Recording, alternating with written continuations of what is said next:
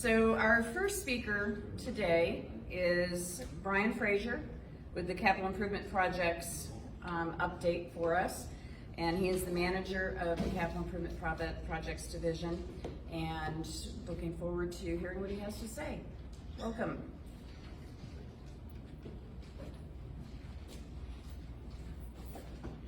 Good morning, everyone. So I'll take you through some of our capital investments that we have going on through the town.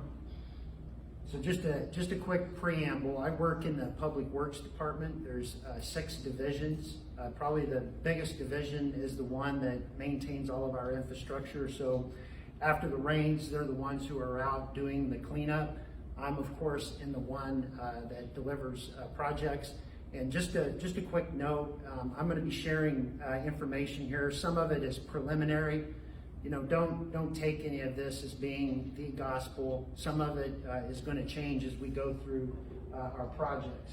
So the bread and butter of what we do in Public Works is transportation, and one of our bigger projects is completing the Tangerine Road corridor.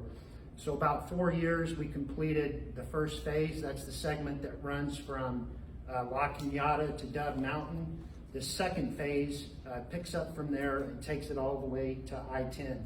So this project's going to include the complete design of the corridor, acquiring the right-of-way, and then we're going to construct a segment of it, and that segment spans from I-10 to the east to about where Trico is located. That end zone, where we end, is going to depend on what things cost and how much money we have.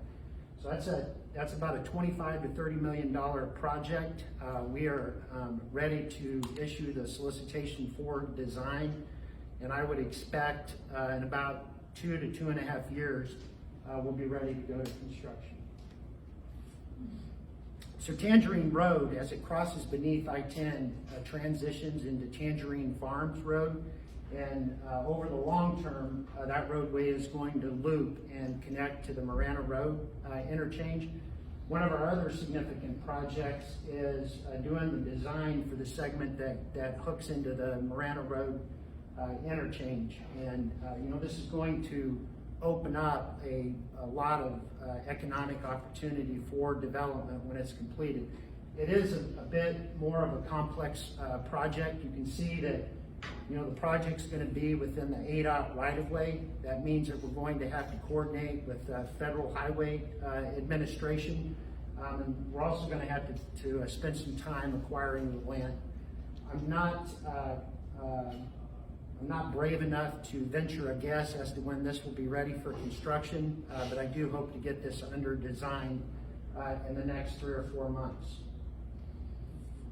So this picture that you see in the upper left-hand corner of the slide includes the project that we just spoke about, and on the right lower-hand side is another segment in red called Marana Main Street. And I've taken that image, flipped it 90 degrees clockwise to better show that segment. So this roadway will provide a connection from what we're calling downtown Marana, where the roundabout is, all the way to the Oromate, Harn Park, and the municipal complex. We'll get this project in design in the next 5 or 6 months. So the next project is our Twin Peaks Rattlesnake Pass project. This is a $10 to $15 million project. It's at 60% design threshold. We're just beginning to do our property work on that. That's going to take about a year or so, and I would expect this time next year that we'd be getting ready to go into construction. So this is our Lon Adams Road project. This is spans between Greer and Barnett Road near the municipal complex. This project is 100% design, and we're getting ready to go to bid. We are awaiting one of our third-party utility partners to relocate one of their lines. As soon as they are out there doing the work, we will get this out to bid for construction, and this is going to take about 8 months to build. We also do projects for other departments, and one of our more important ones is for our wastewater group. So Marana is the fastest growing area in the Tucson region, and the consequence of that is that we are filling up our pipelines quickly. And to get ahead of that, we have a large sewer main project that stands from the residential area near Gladden Farms up Sanders Road and gets over to our wastewater treatment plant. Because we don't ever want to be in the circumstance of somebody wanting to turn on the spout and us stopping them. We want to get ahead of this. So we are going to procure this project as a design build project. So typically the way it works is you sign up your designers, they do their design, and then separately you go to construction. Design build procurement will allow us to start the design and then start construction, overlap construction in order to save time. So where we're at with this project, there is higher risks associated with design build procurement, and we're engaging a consultant to help advance our design to about the 15% threshold so that we can be comfortable before we enter into contract for the work. The timeline for this is as soon as possible. What's the budget on it? I do not know that. I will follow up. It's about 11 million for the sewer. Yeah. About 11. So our airport has an important project as well. A few years ago, they applied and were accepted into the federal government's air control tower program. So the background behind that is 4 or 5 years ago, the federal government would only fund a fraction of the cost of these facilities, and that was changed a few years ago. Our airport applied and was accepted into the program. We've selected our design team, and we're currently doing siting and environmental studies for this facility. This is about a $10 million project. We are also completing construction on an expansion to our court facility. So there was a lack of space to house jurors, and so we added a 1,200 square foot addition. This is about a $600,000 project, and we'll have construction wrapped up in the next couple of months.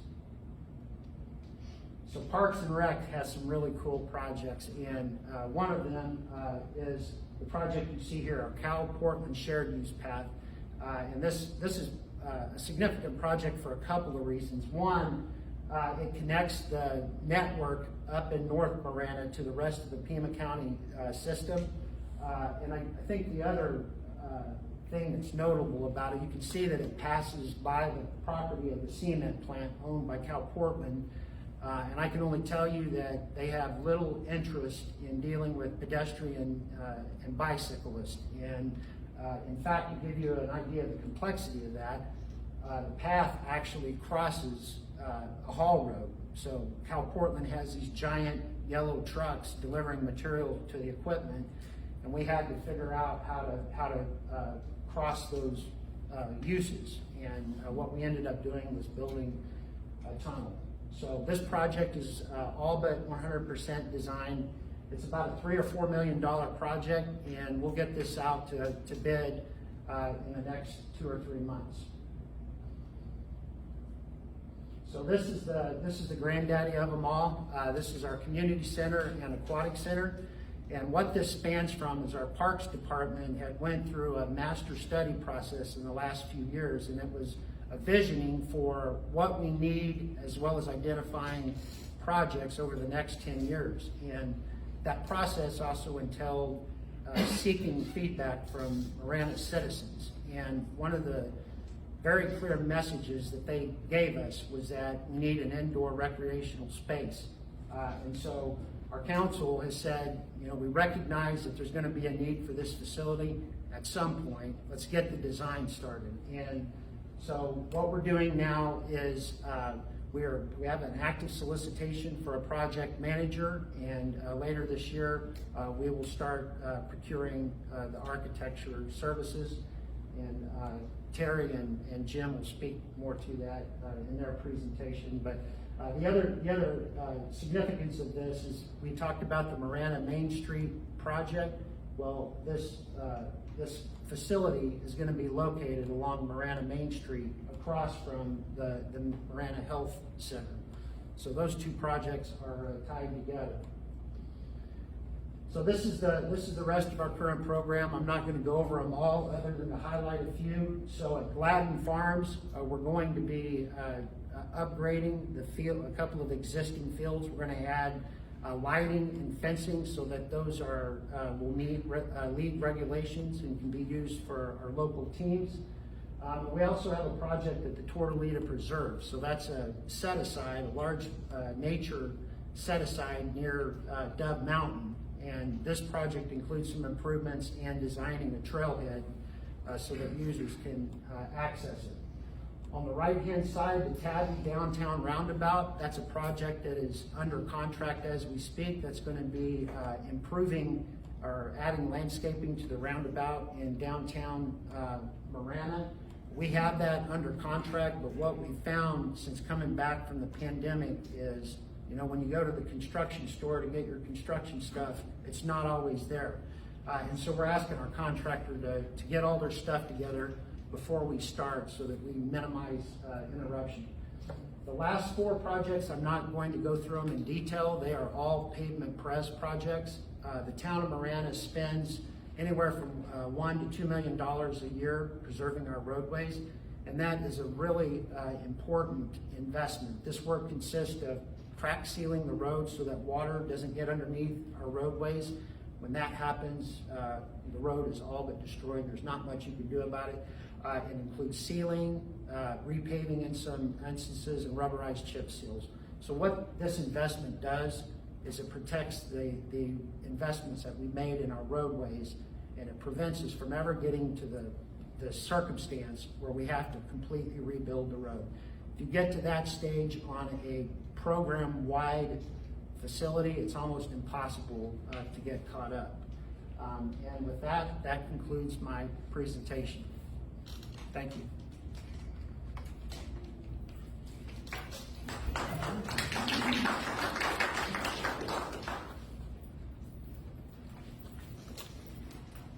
Thank you, Brian. A lot of great projects going on. I know the Rattlesnake Pass one is one that's kind of dear to my heart because I can't tell you how many times I'll come back from Safeway going to my house and somebody has miscalculated that little tight curve and they're laying on their roof off in the field.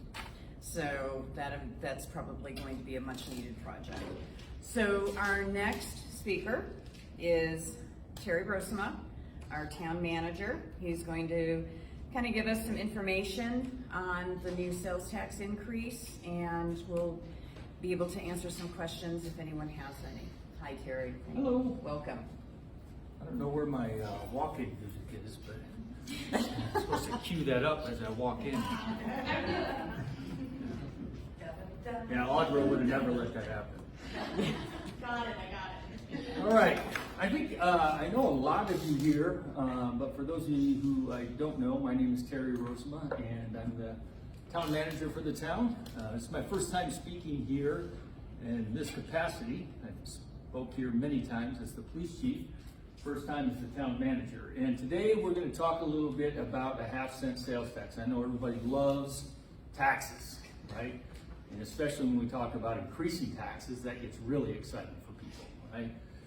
So I think it's really important when we start talking about doing something with people's money that we explain what we're doing and why it's necessary to start, you know, raising taxes in order to accomplish the things that we're setting out to do.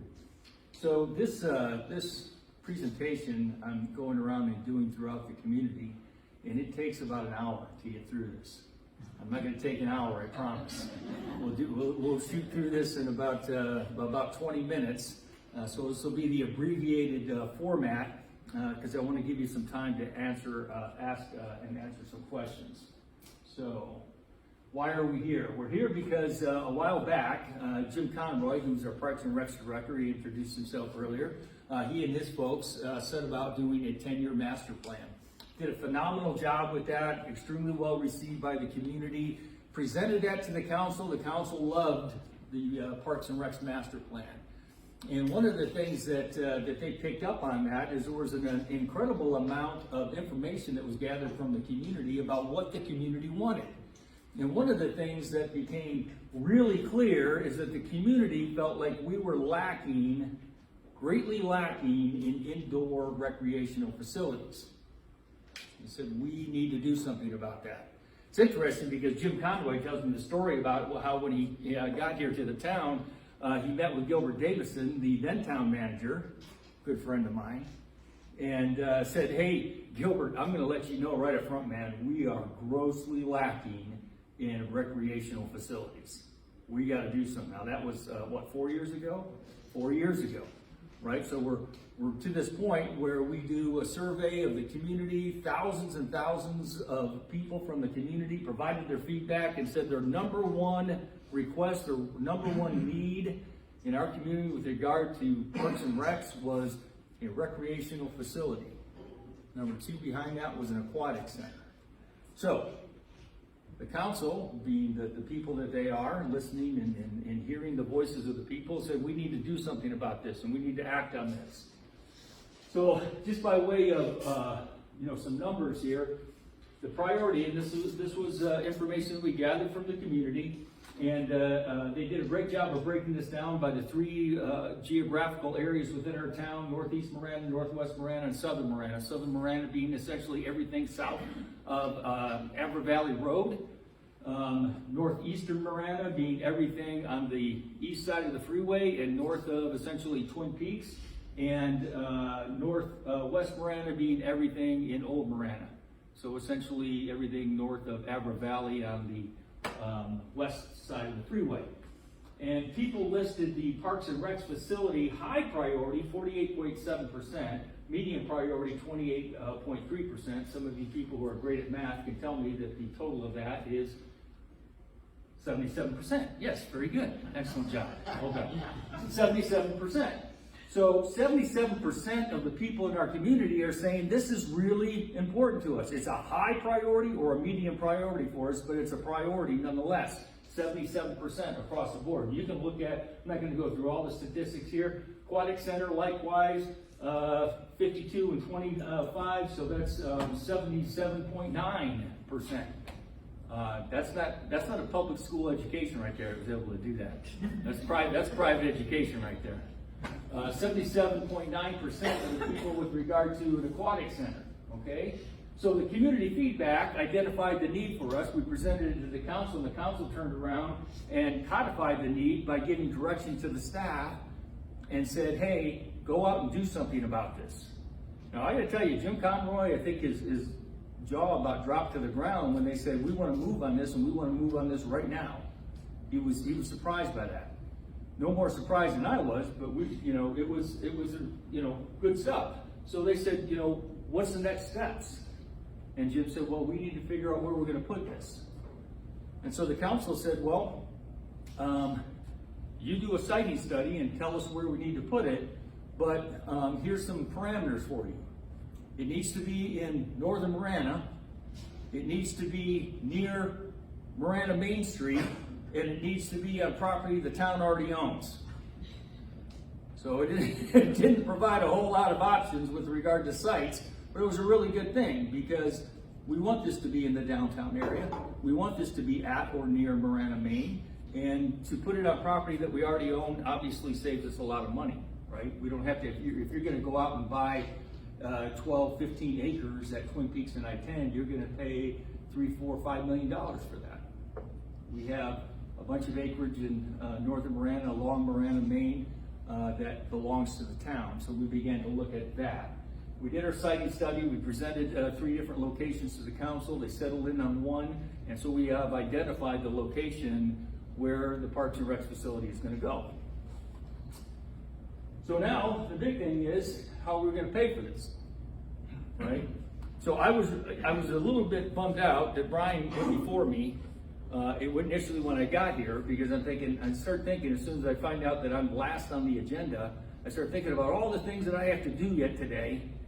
And I was thinking I could do my presentation, I can scoot out, I can get there, And, you know, Brian went first, so now I'm last, but I'm so glad that he went ahead of me because Brian talked about a whole lot of things that are relevant to why we're doing a 1/2-cent sales tax. And the reason I say that is because he talked about capital improvement projects. And I don't know how many of you were adding up the numbers of the different projects that he was identifying. I saw somebody sitting down there copiously writing down the amounts on each project. On each project, and I don't know if he's got a tally there, but it's a lot of money. You hear $10 million, $11 million, $14 million, $30 million. You add up all of these numbers, and it's if somebody was counting.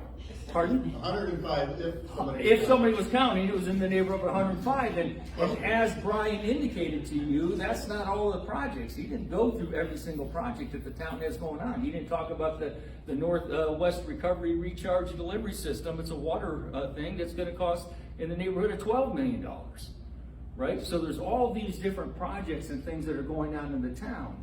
And so why do I say that? Because there's only so much money that goes around to be able to pay for things like this, right? And these are important infrastructure things that have to be put in place.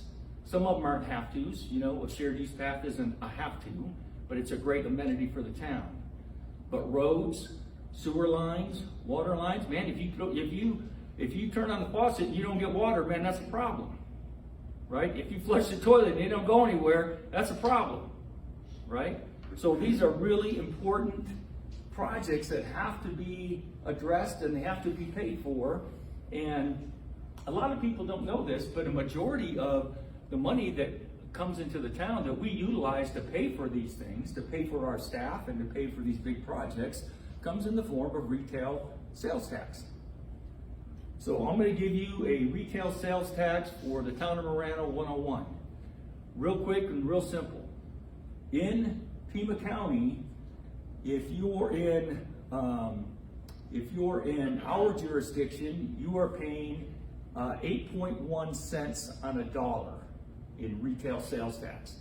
Retail sales tax is anything that you buy at the store that's not grocery items, not grocery food items from the grocery store.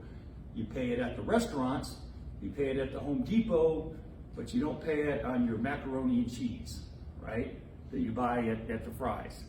So 8.1 cents on every dollar, that's what you're paying. 2 of those cents, 2 of that 8.1 cents comes to the town of Marana. That's our share of the retail sales tax.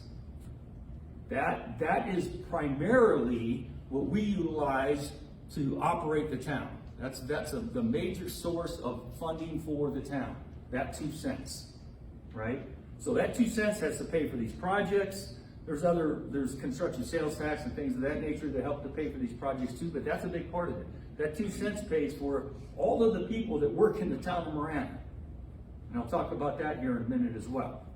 So 2 cents is what we use to pay for that. The other money goes to county, goes to other municipalities, etc. So we got to find out a way to pay for this. So I'm not going to go into all this because I've already talked a little bit about it with regard to the various things that are going on in our community because we are a growing community. We have infrastructure needs and we have staffing needs, quite frankly. So this is the other thing that really came into play in this whole thing. We did a retreat with the council back in March, was it? Yeah, roughly, I think March. And we went up to Phoenix and we sat down and we talked about stuff and I laid things out for them. And I said, look, you know, this is, and I showed on a graph, you know, this is the direction that population is going in the town of Marana. It's going like this. I don't know if I have a slide in that. Yeah, I do. So, imagine that. So if you lived probably none of you lived here in 1970, but if you did, you were part of 1,154 people. 10 years later, if you were still living here, you grew a whopping 120 people in a decade, right?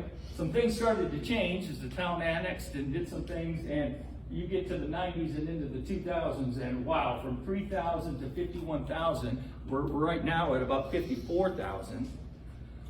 So a population going like this, these are the number of residences that we have built, single-family homes in the town since 2015, and you see where we are the last year or so, and we'll probably be well over 1,000 so far, for this coming year as well. So I showed them, look, population is going like this, but our number of officers per 1,000 is going like this. I showed them, look, our number of our linear miles of streets are going like this. And our maintenance staff to take care of that is going like this. Our acreage of parks is going like this. And our staff to take care of those parks is going like this. And so it doesn't take a genius, because I figured this out, so I know it doesn't take a genius, for anyone to see that you can't keep going down these two tracks. You can't keep going population this way, staff and the ability to take care of those things go in the opposite direction. You just can't keep doing that. So I made it clear to them, I said, look, we need to make some serious investments in staffing. The previous year, we hired nobody. Every year prior to that, we'd hire maybe 6, 7, 8 people a year. And I said, we need to make some serious investments. We're not gonna eat the whole apple in one bite, but we're gonna take a big chunk out of the apple, and we're gonna take revenue, and we're gonna invest in personnel for the organization to make sure that we continue to provide a high level of service in this community. Now, when we talk about high level of service in the town of Marana, we talk about 5-star service. Service that blows your mind, for service that you're like, holy cow, man, government service is that good? You gotta be kidding me. I don't get that kind of service at the Ritz-Carlton. That's the kind of service we want to be able to provide here in the town of Marana, 5-star service. Well, you can't provide 5-star service if you don't have the people there to be able to do it, right? So we talked about that investment. This last year, we added 26 new positions. 26 new positions. That's 3 times the amount of people that we normally put in. And that comes at a cost. Came at a cost of an ongoing cost of about $2.8 million a year. You're not writing that down. We were so engrossed in this. Yeah. So, investments in infrastructure, investments in personnel, that 2 cents, and I told the council, look, we can continue to do the things that we're doing with infrastructure. We'll be good stewards of the money that we get from the community, and we'll work within our means, and we'll continue to grow our staff, and we'll continue to grow our infrastructure with that 2 cents. But if you want us to do a community center and an aquatic center, we're going to have an additional funding source. I'm not going to go into all of this. I'll tell you this real quickly. So this is sales tax rates in each of the adjoining communities. Salrita is at 2 cents, and we're at 2 cents, or 2% on the dollar, right? Oro Valley's at 2.5, Tucson's at 2.6, South Tucson's at 5. Totally different situation there, obviously. But so what we recommended to the council, what I recommended to the council was, I said, look, let's take this from 2 cents to 2.5 cents. So our sales tax rate will be the same as Oro Valley's and roughly the same as the city of Tucson's. 0.5 cent, people, quite frankly, aren't going to really notice. And you say, well, it's still my 0.5 cent. And it's true. But how does a 0.5 cent affect you? Let's say, sir, what's your name? Dave. Dave. Picking on Dave today. Thanks. Let's say that Dave spends $50,000 a year in retail. Now, if he's spending $50,000 in retail, I want to be his friend. Because not a lot of people are spending that kind of money, unless they're going out and buying Lexuses every year, right? But if Dave spends $50,000 in retail sales tax in a year, how much does a 0.5 cent cost him? $250. Very good. You guys are awesome at this. All right? So $250 is what it cost him, an additional 0.5 cent on his $50,000. So you have an idea. This is what a 0.5 cent raises for the town in a given year. So you got all the way from a 1/10 cent all the way to a 0.5 cent. 0.5 cent gives us about $6 million. Actually, now with the new numbers, it's probably closer to 1 or 6.2. million. So, well, I'll get to this part here in a minute. This is the other thing that I showed you. If you spend $25,000 in retail sales tax, the 2 cents cost you $500. If we add that, it costs an additional $125. So I use the $50,000 mark because I don't think that a lot of people are spending $50,000 in retail. Like I said, if you do, I want to be your friend. So, this is another thing I think that was really important as we're going around and talking to the community. Where is that half cent coming from? Who's spending money in our community, and where is that sales tax coming from? Well, only 35% of it is coming from people in the town. 65% of it is coming from people outside of our jurisdiction. They live in the county, they live in the city, they live in Oro Valley, they live in Mexico, they live in Mississippi, Michigan, Montana, wherever, and they're coming through. We got 17 miles of I-10 running right through our town. A lot of people drive on I-10. A lot of people got to stop and get gas. A lot of people got to stop and get something to eat. Every bit of that is retail sales tax. And every bit of that is a half cent going toward our community center. So I'm not going to go into the whole timeline because I think I've covered quite a bit of how we got to where we're at and what we're doing right now. So we did the siting study, like I said, and we basically looked at 3 different locations in downtown Marana. And we presented those site locations. And there was a number of things that we looked at when we talked about doing this that were basically a part of our evaluation criteria. How much acreage we needed. So that kind of limited, the sites as well. Configuration of the site, infrastructure status, was it shovel ready? And the sites that are right on Marana Main are shovel ready. They got utilities, electric, water, sewer, all to the property line. So we're good to go. The El Paso pipeline, which is a really unfortunate pipeline running right through the property in northern Marana. It runs right through the Marana Municipal Complex building. We had some issues with that when we built the new police station, and it runs right through the properties that we were looking at building this facility on. So that became a factor in all of this as well. Parking is a significant issue, right?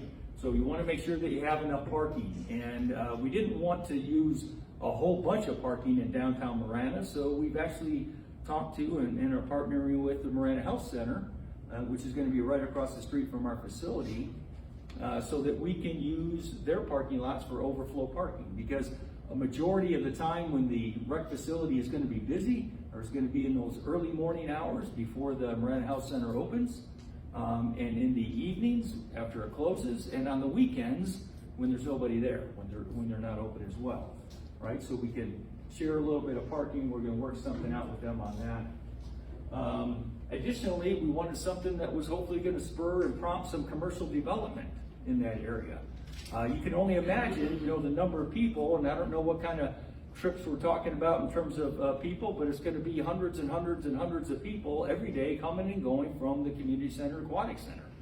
Well, when people come and go from buildings, if they come out of them and they see a coffee shop across the street, or a restaurant, or a nail salon, or whatever, those are businesses that they're going to frequent. So we're hoping that having this in the downtown area is also going to spur some additional economic development. So you can kind of read through all those things that we looked at, thought about, put into our equation when we ended up choosing and selecting a site. So this was the first site. It was ultimately the site that was selected, but we had 2 configurations of the facilities on the site. So this first site has the facility facing Marana Main, just across the street from the Marana Health Center, with the Aquatic Center directly behind it. And this is Bill Gaudette Road, which runs right into Sandario Road, coming out of off of I-10 there. Okay. So the other configuration was to flip it and put the front out onto Bill Gaudette. Ultimately, we staff didn't like that because we felt this is going to be a beautiful, amazing, incredible looking building, much like the other buildings, the Marana Health Center. I don't know if you've seen what the Northwest Fire Department's new admin building is going to look like, but that's a beauty, man. They're doing a phenomenal job with that. You know, the Marana Municipal Complex, the new police station down there, some really attractive buildings. And this is going to be a really attractive building we want right on Marana, Maine. So take that, and that yellow line there is the El Paso pipeline. Northwest Fire had some issues with that when they were building their, siting their admin building up there. We took a look at the site. It's a big vacant piece, just nothing but dirt right across from the Marana Municipal Complex. You got the roundabout right there, and you got the pipeline running through there. So the pipeline, this would have been a great site if it weren't for the pipeline. Would have been a perfect site because it would have been right across from the police department, right across from the Marana Municipal Complex. But we couldn't get the configuration to work on here in a way that made sense. So we either had to push it all the way up to the far north end of Marana, Maine, near Greer, or we had to put the Aquatic Center on Marana, Maine, which doesn't make a lot of sense. You're taking up a whole lot of frontage along Marana, Maine, where businesses can go. So it takes away some of the economic development. So that went away. We also looked at a site that Marana Health Center owns, which is right on Barnett, if you're familiar with Barnett and Sandario, or Barnett and Civic Center Drive. We looked at that, but ultimately it would have resulted or required a land swap of some sort, which just adds a whole bunch of time to everything. So ultimately, like I said, we settled in on the west side site, and that is where the facility is going to go. And it checked all the boxes on these things right here that we were looking at, considering, and factoring in to our decision making. So where we're at right now, we're doing public meetings. We had a meeting on the 15th of July. That one went really well. That was down at Twin Peaks Elementary. Had quite a few people there. We had some people come in with kind of arms crossed and no new taxes, kind of mentality, and and they had angry scowls on their face, and they walked out going, "Oh, this makes sense. I kind of like this," right? So I think it's really been good that we're hitting the community, getting the feedback, really kind of explaining, why a half cent and what that means to people. And a lot of people don't understand this either. A lot of people say, "Well, my property tax is already too high." Well, in the town of Marana, you pay property tax, but you don't pay property tax to the town of Marana. We don't collect a property tax. There's some communities that have secondary property tax. The town of Marana doesn't have that. So we're the only tax that we're collecting from you, on a day in and day out basis or a year to year basis is our sales tax. If your property tax were too high, blame Northwest Fire. And, no, I'm kidding. I'm kidding. No, but the property tax goes to Pima County. It goes to fire protection. It goes to schools. It goes to all of those other important, absolutely essential things. But the town of Marana has made the decision. The council has made the decision. We're not going to have a secondary property tax, and they didn't want a secondary property tax to pay for this facility. So meeting number 1 went well. Meeting number 2 up at the PD Community Center went very well as well. There's been some question from people about, why not have this down in Continental Ranch area? Why not have it down in Continental Reserve area? Where there's more populace? And that makes sense initially on its face, but the problem with that is there's already facilities like that down here. You have a whole lot of fitness facilities in southern Marana and even in northeastern Marana in Dove Mountain area, but you have nothing in northern Marana.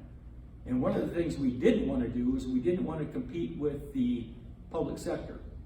With the private sector. Public sector shouldn't be competing with the private sector in these areas, right?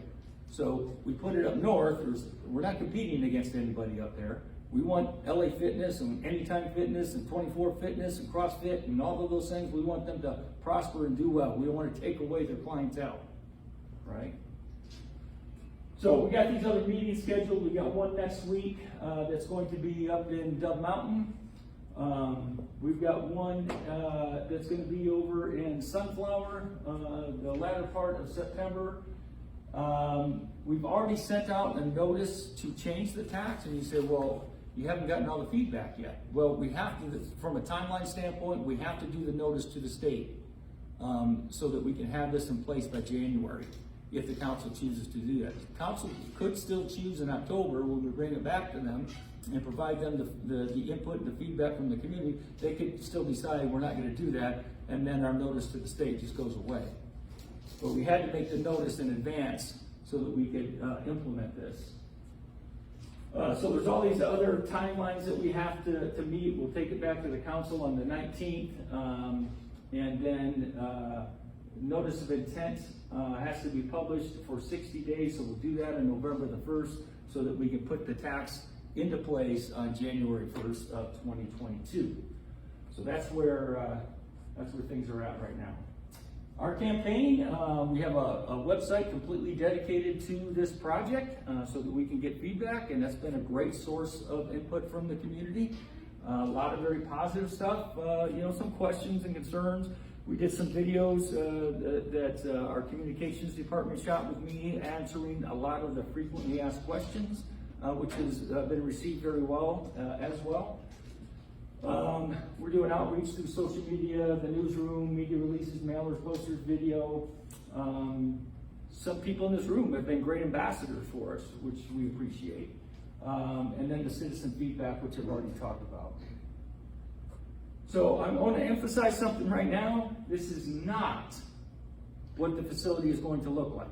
This is just an artist rendering of what a community center could look like, but we haven't gone out to design yet. We're out on the street right now for a project manager. Once we identify a project manager, we'll identify an architect and a contractor, and they'll all work together to design something that's beautiful, that works for our community.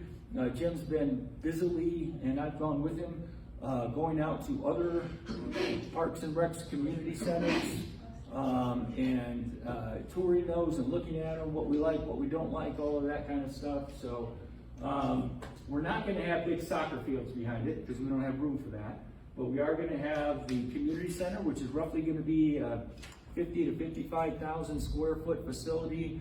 It's going to have a jogging track around the second floor area with fitness areas, workout. It's going to have basketball courts. It's going to have meeting rooms. It's going to have your spin rooms, your aerobic classes, your pools, obviously, the aquatic center. So all kinds of activities and opportunities for people. There's going to be areas for kids, areas for adults with regard to the pool. So if you're somebody that likes to swim laps, you can swim laps. There's a separate pool that's a play pool for kids that the parents can take them over. They can go down the water slide and play in one of those things called splash pads, etc. These are some of the frequently asked questions, but I'll let you guys ask your own questions. And that is the end of my presentation. How did I do on time? 5 minutes for questions. 5 minutes for questions. Mr. Kennedy. Well, I think you're going to answer it in the first question. There was the sunset date on this. Okay, yeah, great question. Some people have asked, well, how long is this going to go on? Well, this is going to be roughly, and I don't think I even mentioned this. This is roughly a $40 million project. So add that to the list. $40 million project. And if we're bringing in $6.2 million a year and a half-cent sales tax, you do the math. It's going to be roughly 7 years. That's right, 7 years to pay for it. So at that point, the town council could decide we're going to sunset it. When this thing is paid for, we're going to sunset it. Those of you who don't know, we built a police facility, and we paid for it with a half-cent sales tax. That's a paid-for building. We're not paying interest on it. We're not paying over the next 35, 40 years for it. It's paid for. And we did it with a half-cent sales tax over 3.5 years. And one of the reasons that it was partly because you had a sunset date, people knew what to expect. True. So the council is looking at two different things. One, sunsetting it when this project is done. However, what they talked about was, you know what, we just did this with the police facility and we sunset it. Now 2 years later, we're going back and saying, hey, we want to do this again for this facility. They may sunset it, but they may also decide, let's wait and see what happens, because there may be the next community type building that we want to build. Maybe it's a fine arts building. Maybe it's I don't know. We don't even know what that next one might be. We may need a police substation down south, or something else, right? So they've kind of gone back and forth on that. Let's sunset it, or no, let's wait till we get closer to the end of it to see if something else has come up, so we don't keep doing this back and forth. We're going to raise your sales tax by ½ cent, and we're bringing it back, and now we're going to raise it again, and we're going to bring it back. So I think they're waiting to kind of hear from people and what people's thoughts are. Some people really like the idea of a sunset, but some people are also saying, well, if there's another good project. What people like, I think, about this, what we've heard is they're like, you know what, I don't like my taxes going up, but if I know what it's going for, and that's what it's going for, it's not just going into the coffers and it's being spread out throughout, we don't really know what we're getting for our money. But if you can show me, hey, this is what I got for my money, hey, that's well worth the $250 I spent, Okay, what else? Property tax I talked about. What's affected by sales tax I talked about. One of the things they are talking about as well is not having the ½ cent apply to large ticket items. And large ticket items would be items anything over, I think it was $5,000. So if you buy a car, ½ cent can actually be pretty impactful, right? I don't know what else costs $5,000. Furniture. Yeah, furniture could cost $5,000, right? Your Sub-Zero refrigerator, whatever. Other questions? It's I an have easy a comment or maybe a Yeah. setup. Okay. Can you tell us about the Common Ground Award that the Parks and Recs won for the master plan? I can, but I think it would be better if my good friend Jim Conroy did. Terry, the name of the organization, Kingman County, the alliance group that we learned from.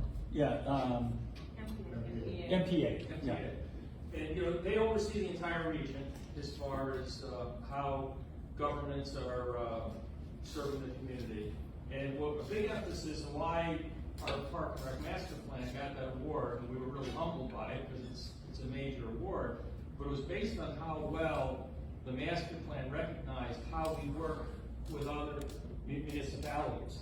And, we really do a pretty darn good job working with Kingman County, the state, the feds, CAP. In Marana, there's a convergence of all those entities. And it's real. It's not just lip service. We partner with them all the time. So the master plan had extensive information about our relationship with Kingman County Flood Control, Kingman County Natural Resources, CAP, BOR, and it's real. And we could demonstrate those projects, not only what we've done, but what we're going to continue to do.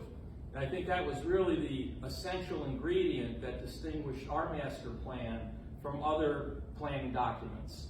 And that was emphasized. So it was humbling. It was a great recognition for the town.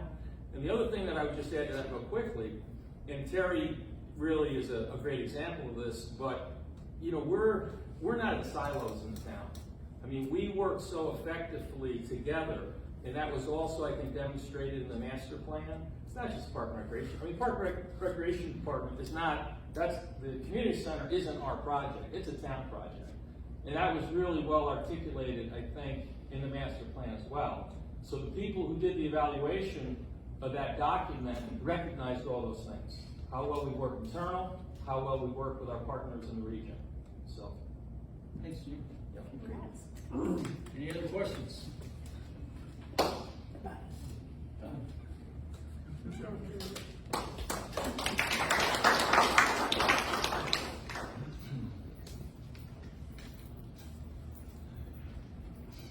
Thank you, Terry. That was great information, and I know myself, even though I technically live outside of the town limits, I use a lot of the town facilities. I do a lot of business in the town, so I know when the police department sales tax opportunity came up, I know there were some people that were there was a little bit of heartburn, but I think overall everybody realized that this was a good thing, because as we grow, we have to be able to maintain our growth and keep moving forward.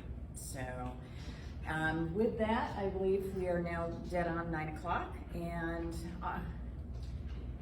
would you? Any updates or anything that you want to share? How many ones? I don't really have any. Northwest? Oh, yes, I'm sorry.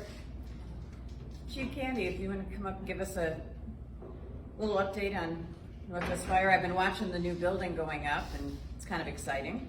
Sure. So my name's Kyle Canty, and I'm the Division Chief of Training here. So my sphere of influence has to do with training, and I can tell you a little bit about what we've got going on here. A couple weeks ago, we graduated 14 recruit firefighters that are now out on the streets, and actually several of them have gotten their first fire and involved in some of the Wastewater calls that we've had in the past few weeks. We are right now doing some driver's training. We have probationary firefighters that are about to get off of probation, and so we are giving them their driving classes right now, so they'll be able to drive the ambulances and different vehicles around. We are also currently holding a blue card incident command system for our regional partners. We've got 11 folks in that class right now, and that is talking about incident command, and it's a great class, and we're happy to share that information with our regional partners as well. So that's the influence I have over training that I could speak about. Thank you. All right, thank you. So I don't have anything else unless you do.